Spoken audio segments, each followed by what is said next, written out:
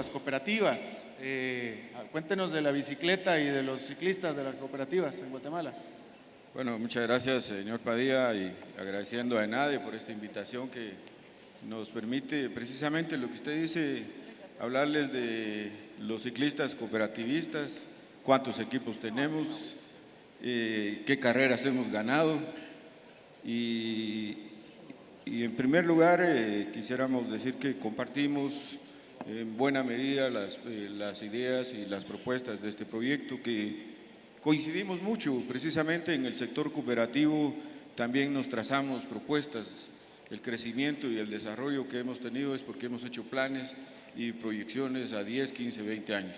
Y de esa cuenta, nuestra última propuesta que recién presentamos, que se llama la propuesta de desarrollo de la crisis a la oportunidad, de la pobreza a la acumulación horizontal de la riqueza.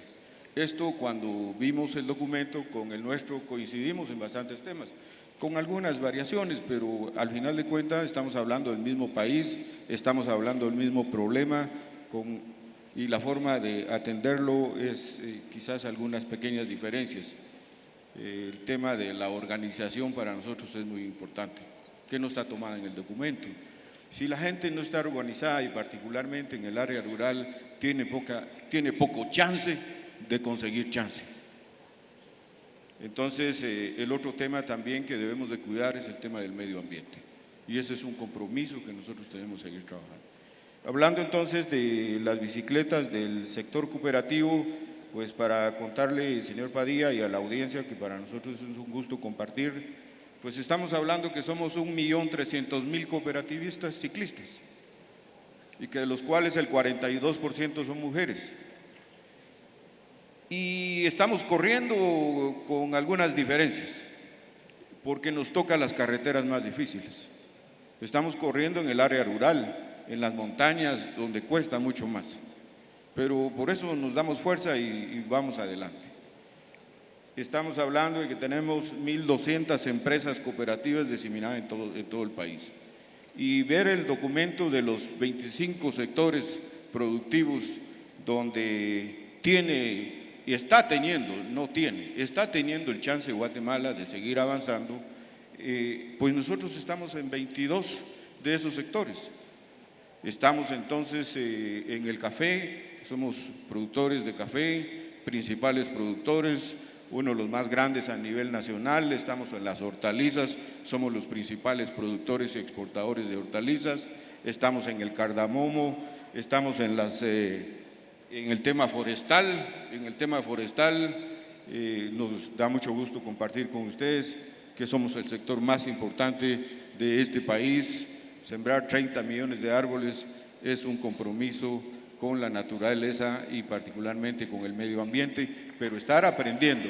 Muchas gracias. Gracias. Estar aprendiendo que también el bosque da de vivir si se administra adecuadamente, eso es importante. Estamos también en los campos de la construcción, pero en los últimos años, por eso compartimos el documento.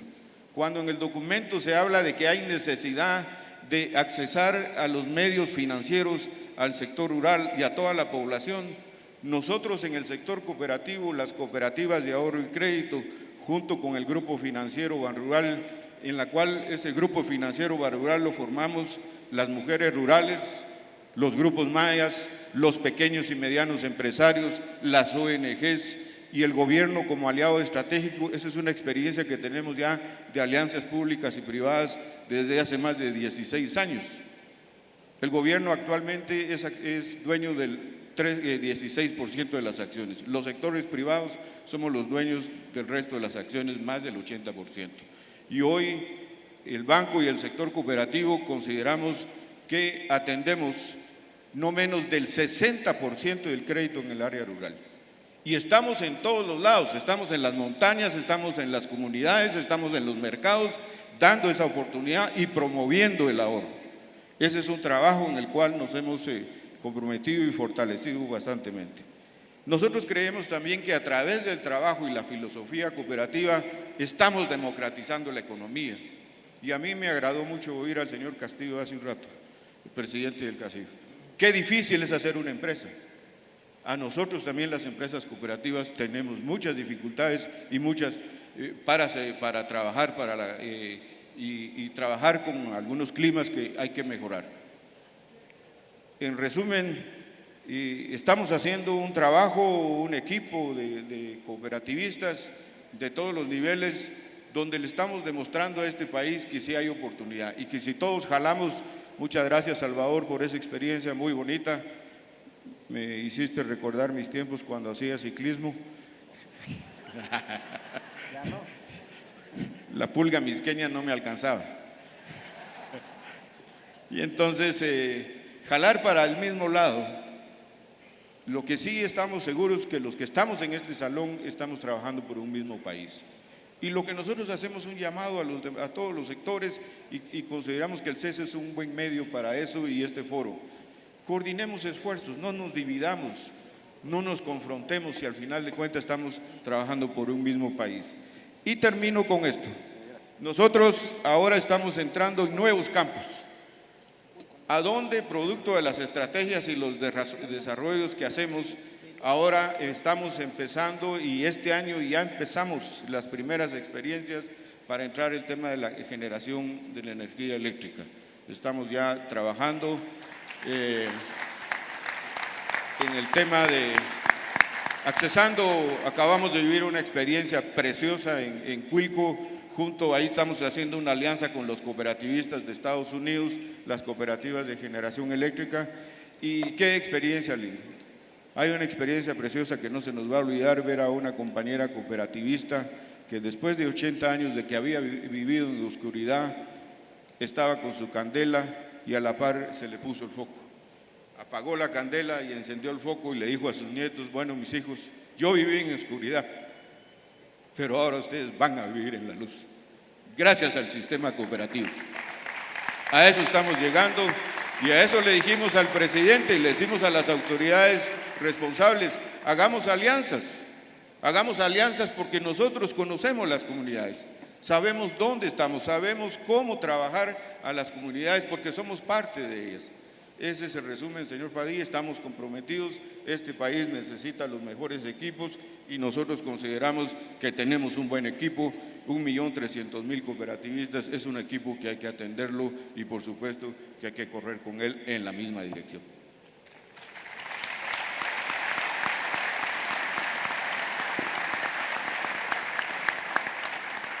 Ahora que mencionó, señor Orozco, que ustedes saben trabajar en las comunidades, me parece buena excusa para traer esta inquietud muy grande que a mí me da y me dio escuchando a Salvador, y tal vez usted quiera comentar al respecto, pero ciertamente es parte de la cartera de la ministra de Desarrollo Social, y es sobre estas cifras de desnutrición.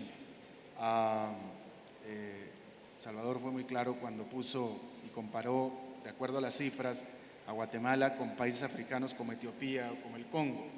Yo nunca he estado en Etiopía y en el Congo, pero sí sé que en Etiopía y en el Congo no hay empresas multinacionales como hay en Guatemala. Esta es una sede de empresas multinacionales. Este es un país que su principal socio comercial es nada menos que Estados Unidos, y tienen un influjo de dólares por parte de guatemaltecos en Estados Unidos que es importantísimo y que el Congo y Etiopía no tienen. Ahora, yo no he estado en estas partes en el interior de Guatemala. Yo tuve la oportunidad de estar en la Amazonía, en el medio de la Amazonía ecuatoriana, y estar en una villa de aborígenes, y digo aborígenes porque creo desde mi punto de vista que hay una diferencia entre aborigen e indígena. Yo nunca había visto aborígenes desnudos, con taparrabos, de hecho sin taparrabos, desnudos, punto. Y es gente que no siembra, no tiene animales, no nada, viven de lo que recolectan al día. De eso es lo que viven estos aborígenes. Y vi gente tremendamente nutrida. De hecho, los niños, pues tenían niños en brazos, gorditos, rechonchitos y sumamente felices. Y no recolectan nada, por supuesto no tienen servicios de ninguna índole, no tienen electricidad, no tienen absolutamente nada. ¿Cómo es posible que en un país como Guatemala haya esos índices de desnutrición? ¿Cuál es el motivo y cuál es la solución? Muy interesante la pregunta y te voy a contestar lo más corto posible.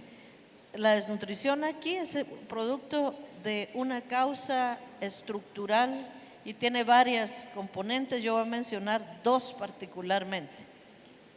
Cuando un niño nace, aquí nacen 23 niños al día con riesgo a padecer desnutrición, porque ya la madre en periodo de gestación no tiene las condiciones desde que era niña, ese círculo perverso, para dar a luz un niño con el peso ideal, con el desarrollo de su cerebro adecuado, etcétera. Pero además esa es una madre que vive en condiciones terribles porque no ha habido presencia fuerte del Estado. Y eso tiene que ver también con seguridad y tiene que ver con empleo. Y entonces tú tienes por una ejemplo, madre. en la Amazonía ecuatoriana lo que yo vi es que la madre y el niño comen la fruta que todos los días van y comen y matan a un conejo, matan lo que tengan que matar y eso es lo que comen todos los días. ¿Qué comen estas personas que están así desnutridas aquí en este país? Bueno, ¿qué comen? No comen, por eso están así, pero comen muy poco. Comen un tiempo a veces de comida y generalmente es una tortilla en base de maíz con su chile. Ya no comen ni la combinación maíz-frijol, mucho menos arroz-frijol. Y eso ha venido por mucho tiempo, pero te refiero a que como es un proceso de largo alcance que tenemos acá desde hace muchísimos años, es un cúmulo enorme de población que ya crece con ese deterioro físico y de desarrollo mental. El mayor logro que hoy tenemos como sociedad juntos es que ese tema ya salió, y lo repito, eso para mí va a hacer que este tema siga en el largo plazo, porque va a haber una abogacía, va a haber incidencia de la gente de demandar que eso mejore. Pero hay muchas razones, no solamente la comida. Guatemala es un país que es privilegiado en riqueza, pero tiene mucho que ver con la forma en que se estructura en la comunidad, el acceso que tiene a los medios de producción, no hay trabajo. Tú ves comunidades, digamos San Juan Atitán, número 1 en desnutrición crónica, solo llegar ahí son de Huehuetenango, que son 4 horas, otras 4 horas, el camino no sirve, es una comunidad que ya se va a derrumbar porque está en una colina, no se da ningún producto, pero además hay elementos culturales que hay que señalar. El consumo número 1 ahí es la cerveza Gallo. Sí, o sea, también tenemos que decir que tenemos que hacer mucha inversión en educación. Entonces no es falta de fondos, no es falta de dinero. Lo poco, no estoy diciendo que se tomen todas las cervezas, pero lo poco que tienen, una gran parte de ese dinero puede irse a cosas que no son las prioridades. Por eso hay que hacer una lucha muy fuerte. Yo tengo bajo mi responsabilidad el programa de las transferencias, por ejemplo, que hoy, siguiendo la tónica que decía el señor cooperativista, hay 757,000 mujeres que hoy reciben su bono en una cuenta de ahorros en un banco nacional y que están ahorrando, y que eso va a impedir que ese dinero se use para otros fines. Entonces, ese es otro factor, la educación, porque ¿qué privilegias tú en comer? ¿Verdad? Pero entonces, porque a mí me preocupa que este país vaya efectivamente a implementar esta receta de Fundesa y que vayan a crecer 6,34% y etcétera, etcétera. Porque uno llega a la ciudad de Guatemala y no ve un país pobre. Sí, ¿no? Uno va a Antigua, etcétera, no ve un país pobre. Entonces, evidentemente hay este gran sector de la población que nadie ve, que yo no veo, yo no he visto, y que evidentemente no goza, pero para nada, de ningún beneficio de lo que goza el resto de los guatemaltecos, más que evidentemente la cerveza Gallo, que es un buen beneficio. Pero entonces, y a mí me preocupa que este país empiece efectivamente a crecer el 6,34% y esta población siga sin beneficiarse de esto. Entonces, ¿cuál va a ser el mecanismo de transmisión de este plan de Fundesa? ¿Cómo se va a hacer llegar esto? El punto de transmisión con el que también hemos trabajado se llama el desarrollo rural integral, que tiene 2 puertas de entrada. Una es la economía familiar, que es cómo llevar a ese campesino que tiene muy poco terreno o no tiene y que vive en infrasubsistencia, es decir, no solo produce lo que come y cuando hay sequía, como es el caso, ya no come. Que entre Paréntesis, voy a decirles una buena noticia. Hace un par de días hicimos los indicadores de la letalidad por desnutrición, que es un indicador indirecto. El año pasado a estas fechas era 22 por 1000 y hoy es 13 por 1000. O sea que vamos caminando, vamos ya por la mitad. Es algo que se va a ir notando con el tiempo. De 22 a 13 es un gran logro, pero el logro sostenible, lo que tú dijiste, yo comparto contigo, es el desarrollo rural. La otra puerta de entrada, fíjese qué importante, y ahí coincidimos con Fundesa, es la inversión privada en el territorio rural. Para llevar trabajo, como decía el representante del CEN de los sindicatos, trabajo decente, que tenga protección social, un salario, etcétera, etcétera, necesitamos llevar inversión al área rural. Y no va a haber inversión con una energía tan cara, no va a haber inversión con esos caminos, porque le sale a usted más barato llevar el producto a Estados Unidos que bajarlo de San Juan a Titán para acá. No va a haber inversión si no manejamos la conflictividad. Entonces, una inversión privada en territorio con los márgenes de la equidad, del respeto a la cultura, es un reto que tenemos juntos, si no, no vamos a sacar adelante. Vamos a mejorar lo de arriba, estoy absolutamente segura que es la ventana, niños que nazcan mejor, pero no les damos el acompañamiento hasta el final de su vida si no hacemos ese plan de desarrollo rural integral. Señor Orozco, usted mencionó que ustedes tienen experiencia en las comunidades. ¿Se refería a estas comunidades también? ¿Cómo? Sí, sí, por supuesto, nosotros vemos que en las comunidades tenemos estos problemas, hay un grueso de la población que necesita la asistencia y la subsidiariedad del Estado, y particularmente en materia de salud, de educación. Eso no podemos decir que no existe. Está ahí, está latente y por eso tenemos que trabajar todos. Por eso nosotros decíamos también, y lo decía anteriormente, a la gente hay que organizarla para que busque otras opciones. Uno de los municipios en Huehuetenango que está catalogado como uno de los más pobres, hace poco tuvimos la visita de un representante de Naciones Unidas. Estaba una de nuestras cooperativas, las Todosanterita, y él me pregunta, pero mire, le pregunta a los compañeros dirigentes, le dice, mire, pero ¿por qué la diferencia que aquí se ven, como usted dice, niños rojos, gorditos y trabajando, hay una escuela, hay un área de capacitación, así como lo oyen, tienen internet, y hacían nomás tan cerca, a pocos pasos casi, el municipio más pobre? ¿Y qué es lo que pasa ahí? Es que nos está costando llegar a organizar a la gente y a fortalecerla y por supuesto la educación, que es súper clave. Entonces, pues compartimos tristemente estos resultados. Aquí el tema es que hay que combatirlos y particularmente, como insistimos bastante, hay que organizar a la gente y por eso hemos compartido, ya lo decía la ministra, algunas experiencias para decirle a la gente cómo se le enseña a ahorrar también. Es increíble cómo en la comunidad se promueve y se levanta el ahorro. Yo no quiero hablar mucho aquí de un grupo financiero al cual pertenezco, porque ya hablé tenoramente, pero cuando uno ve las cifras de dónde el tamaño de los ahorros y las cooperativas, el tamaño de ahorros que levantamos es interesante. Entonces a la gente hay que enseñarle y darle oportunidades, por supuesto, y que entre al camino del desarrollo, que es lo más importante.